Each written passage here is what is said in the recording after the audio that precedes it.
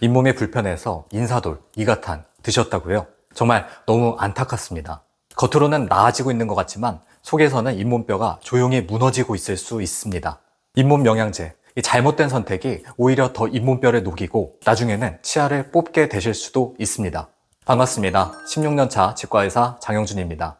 이 영상을 보고 계시다면 잇몸 염증이나 불편감으로 인해서 잇몸 영양제를 찾고 계실 것 같습니다. 오늘 영상에서는 제가 10년 이상 매일 잇몸병 환자분들을 진료하면서 얻은 경험을 토대로 잇몸 영양제를 언제 어떻게 드셔야 하는지, 그리고 이러한 제품들을 고려하실 때 반드시 확인하셔야만 할 6가지 기준을 확실하게 알려드리도록 하겠습니다. 첫 번째, 잇몸 영양제 언제 어떻게 먹어야 할까요? 많은 분들께서 잇몸이 아프시게 되면 이 치과에 가시기보다는 일단 뭐라도 먹어보자 하게 되시는 경우가 많습니다. 흔히들 잇몸 영양제 추천해주세요 하고 많이들 물어보시는데요. 사실 정확한 명칭은 건강기능식품입니다.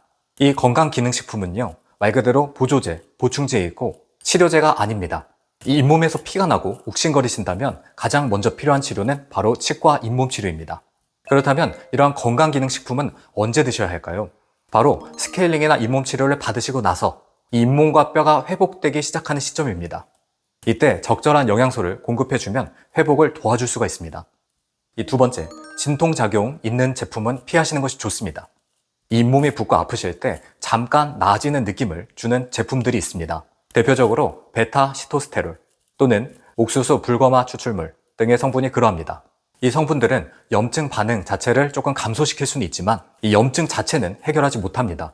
통증이라는 것은 이 몸이 보내는 경고 신호인데 이를 억지로 억누르게 되면 염증이 계속 진행되고 있는지도 모른 채 시간이 흐르게 됩니다.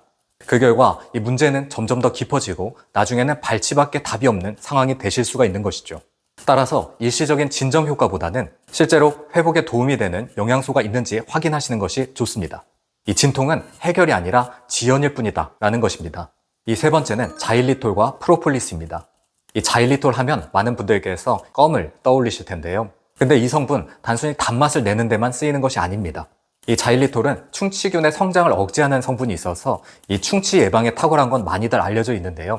잇몸 건강에도 유익할 수 있는 이유는 바로 다음과 같습니다. 이 자일리톨은 충치균의 성장을 억제할 뿐 아니라 잇몸 염증을 유발하는 세균들의 부착도 억제를 합니다.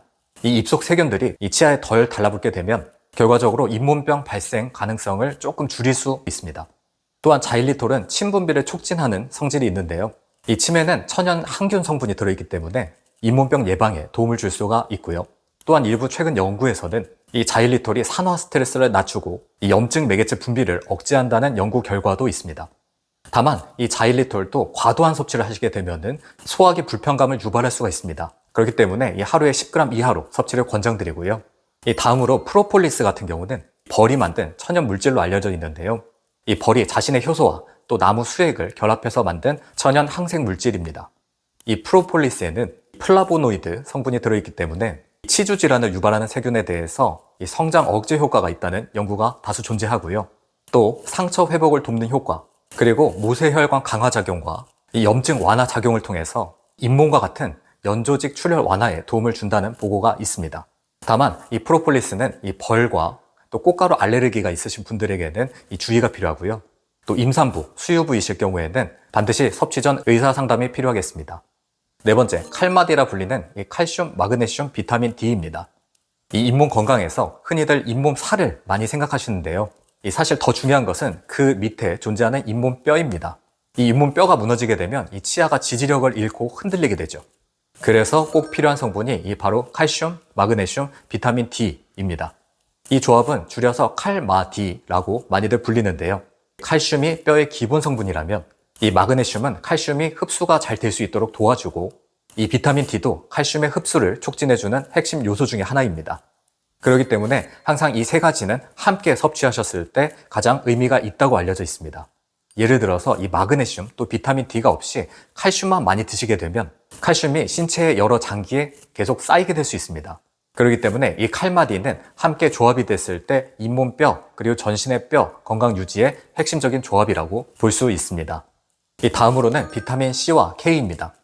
이 비타민 C는 콜라겐 합성에 관여하고 또 염증 완화에도 관여를 합니다. 이 잇몸이 잘 부으시는 분들 의외로 비타민 C 부족이 많습니다. 이 콜라겐은 잇몸 조직도 구성을 하기 때문에 이 잇몸 살의 탄력과 회복을 위해서 꼭 필요한 성분이 되겠고요. 그리고 비타민 K 같은 경우는 항산화 작용, 그리고 칼슘 흡수를 돕는 작용을 동시에 하고 있습니다. 이 다음으로 중요한 부분이 관련 전문가가 이 설계와 배합에 참여했는가 하는 부분인데요. 이 치과의사, 또 영양학자, 또 약사 등과 같이 이 실제 환자분들을 지속적으로 진료하고 있거나 또는 데이터를 분석한 전문가들이 직접 설계에 참여했는가, 이 성분의 조합과 비율, 그리고 흡수 요율까지 고려를 했는가 하는 부분입니다. 단순히 칼슘과 비타민 몇 가지를 조합했다고 해서 그 효과를 보장할 수는 없습니다. 이 치과 치료와 잇몸 재생의 원리를 알고 이 잇몸뼈와 조직의 생리적 변화를 이해한 전문가가 이 설계한 조합이 조금 더 신뢰할 수 있겠습니다. 제가 설계에 참여한 이 이타민이라는 제품도 이러한 점들을 기반으로 해서 만들어졌습니다. 이 자세한 정보는 영상 하단 고정 댓글을 참조해 주시고요. 이 마지막으로 제품 고르실 때 이 실제 소비자분들의 평가와 재구매율을 꼭 확인하시는 것을 권장합니다. 이 영양소의 배합과 설계도 중요하지만 이 실제로 먹기가 편한지, 이 부작용이나 불편감은 없었는지, 포장과 관리가 용이한지, 이 안전한 제조 공정을 거쳐서 제작되었는지, 건강기능식품 인증을 제대로 받은 것인지 등의 여부도 중요합니다. 자, 오늘은 잇몸과 관련하여 건강기능식품을 고르실 때 확인해 보시면 좋은 사항들을 정리해 보았습니다. 첫 번째, 스케일링이나 잇몸 치료와 같이 복용하셨을 때 효과가 있다. 두 번째, 진통작용이 있는 제품은 피하시는 것이 좋습니다. 세 번째, 자일리톨 또는 프로폴리스 등의 항염, 항균작용 성분을 기억하시고요. 잇몸뼈 유지를 위해서는 칼, 마, 디 조합이 중요하겠습니다. 이 비타민 C와 K는 연조직 회복과 출혈 감소에 관련이 있고요. 이 관련 전문가가 설계에 참여했는지 체크해 보시면 좋겠고요. 이 소비자 평가와 재구매 후기도 확인해 보시는 것을 권장합니다. 이 건강기능식품은 치료제가 아니라 말 그대로 보조제입니다. 여러 가지 잇몸 증상이 있으시다면 반드시 먼저 치과 치료를 꼭 받으시고 이 회복과 관리 목적으로 이런 제품들을 잘 활용하신다면 잇몸 건강도 더 오래 지키실 수가 있습니다. 오늘 내용에 대해서 더 궁금하신 분들 계시다면 이 하단 고정 댓글을 참조해 주시고요. 제가 직접 설계에 참여한 이타민을 토대로 여러 가지 제품 선택 기준을 참고해 보셔도 좋겠습니다. 이외에도 여러 가지 궁금하신 부분들 있으시다면 댓글로 남겨주시면 최대한 답변 드릴 수 있도록 하겠습니다. 오늘도 건강한 하루 되시고요. 이 영상이 도움이 되셨다면 이 구독과 좋아요 부탁드리고요. 주변에 잇몸 고민하고 계신 지인분들이 계시다면 꼭 공유해 주시면 좋을 것 같습니다. 여기까지 16년차 치과의사 장영준이었습니다. 감사합니다.